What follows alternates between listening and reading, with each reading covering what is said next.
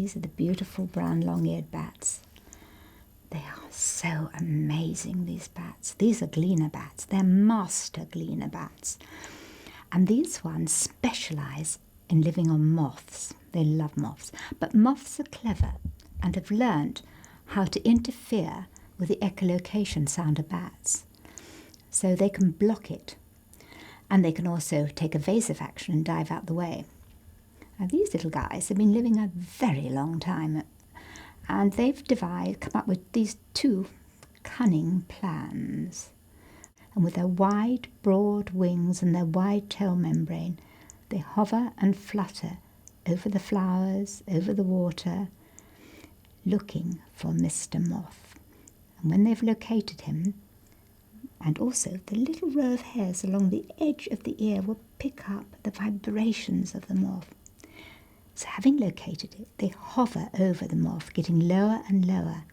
And then with those enormous feet, big feet, long toenails, curved toenails, they'll grab the moth and fly with it to their favourite feeding perch. They're woodland bats. They like normally to live in nooks and crannies in trees, but will always use your attic or loft as a maternity roost, because it's safe and it's all big yawn and warm. When they fly, it always amuses me. When you see them close up, their ears are flung forward like that, because they're echolocating. The one with the ears up has warmed its body up and is curious.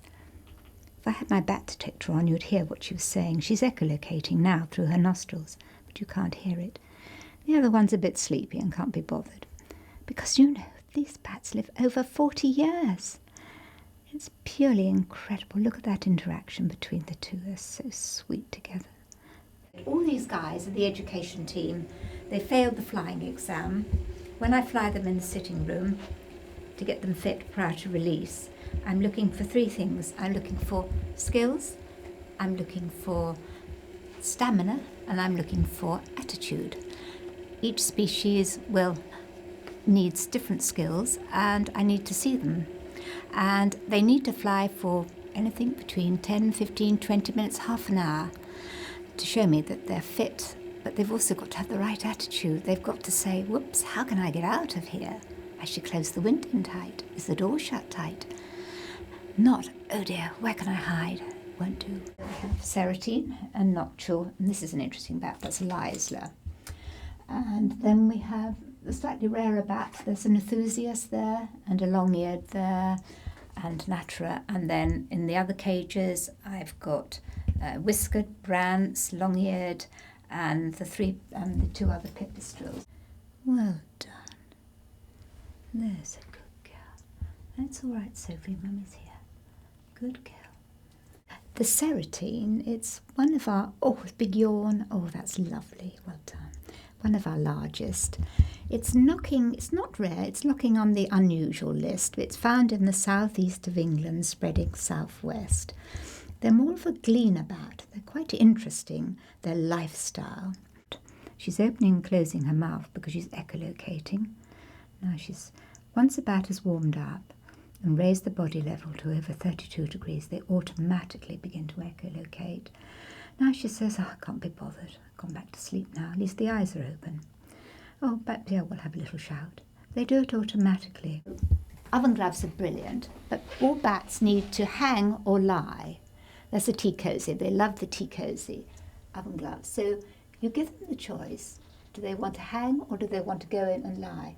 Aprons are brilliant because they've got pockets as well, and tea towels. On the floor, I line it with tea towels and then put this on because it's easier to clean and keep whipping these off and replacing them. And the whole secret about keeping bats happy long term is to make sure they've always got food available so they relax about the food. When I do talks and I go to shows and I show my bats, people say, I never thought they were like that. They've got furry coats and they've got cute little faces. Tell me more about them. You can't show a bat to the public who looks manky, unhappy and unhealthy. So I'm constantly striving to keep my bats as healthy and as happy as I possibly can, because then the public say, aren't they gorgeous? I want to learn about them. How can I look after them? How can I protect them? How can I encourage them? People don't realise what Mr. Cat does when he goes out at night through a cat flap. He is fascinated by the echolocation, absolutely mesmerised. They catch them where they emerge, drink or feed. Even a three-legged cat with one eye can do it. It's not difficult. Simple solution. Mr. Cat must stay in the house all night, starting 1 hour before dark. It's no good getting him in when it's dark because it's over dusk and different species come out at different times during dusk. 1 hour before dark, Mr. Cat comes in.